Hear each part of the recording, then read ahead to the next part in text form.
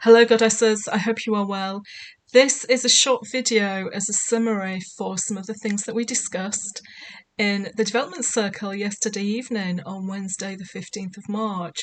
So if you made it and you were there, you may have your own notes and you can feel free to watch this as a summary. And if you couldn't make it, then this just gives you a little taster of what we talked about. The focus for the development circle was how we integrate and embrace intuition into our everyday life. And sometimes we're doing it and we don't always realise we're doing it. I think that was one of the big highlights of the discussion that we had. It just happens instinctively and automatically. But here are some of the things that were mentioned. So we had a wonderful story from our new goddess, Claire, about wild swimming under the full moon, burning a release letter. But the wild swimming takes her into a place where she has to focus on herself and on her breathing. And any kind of exercise that you do where you have to focus on just that one thing and you pay attention to your breathing brings inspiration in. It's documented by scientists that when we are in that space, in that zone, and we're just putting one foot in front of the other, or we're walking in nature and looking around and being open to what we see, inspiration comes in.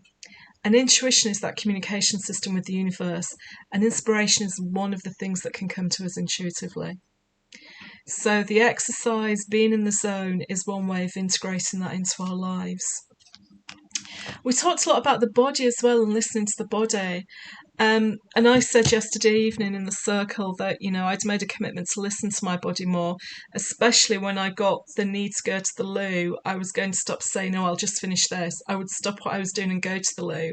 And you know what? Even this morning that happened to me. I was putting the washing in the machine and it was like, oh, I need to go to the loo. It's like, well, I'll just finish putting these. And I was like, stop, just go to the loo. What's the pressure to get the washing in the machine before you go to the loo? There isn't any. So I did it and I felt much better and felt more empowered. But we're human. And it's easy even for me to kind of ignore those things. So yes, it's about listening to your body and what does your body need. And Amy talked about, nap when you need a nap. Sleep when you sleep, eat when you're hungry. And we had some discussion, didn't we, around the conditioning of breakfast, lunch or dinner, depending on what part of the country you live in, and tea or dinner, depending on what part of the country you live in, and maybe even supper. And we were, conditioned to, growing up in Yorkshire when I was a kid, the evening meal was meat and two veg. And it's about breaking those cycles. And, when I get up in the morning, I can't eat first thing. I have to wait for my breakfast, breaking fast, if you like, on a morning. I know the longer I go in the day without eating, the more I can get done. As soon as I eat, I flop. So I know that I work better when I have kind of a meal at 3 or 4 o'clock in the day and then some fruit later on in the evening. So listening to our body is a really important way where we can integrate and embrace intuition into our everyday life. Talking to the universe, getting up in the morning, setting an intention for the day with the universe, or choosing an oracle message for yourself to help you for the day.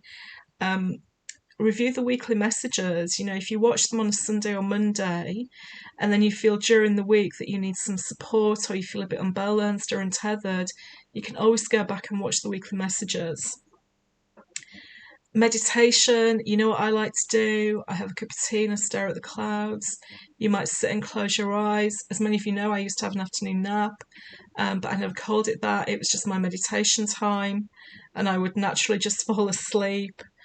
Exercise, being in nature, and just the little things you can do at the start and the end of each day. So, you start the day with an intention and you end the day with your gratitude, the things that you're grateful for that have happened during the day, or you end the day asking the universe for help with situations that have occurred.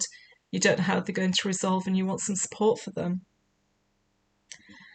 So there we have it. That's a real summary of the discussion. I hope that's helpful for those of you who weren't there.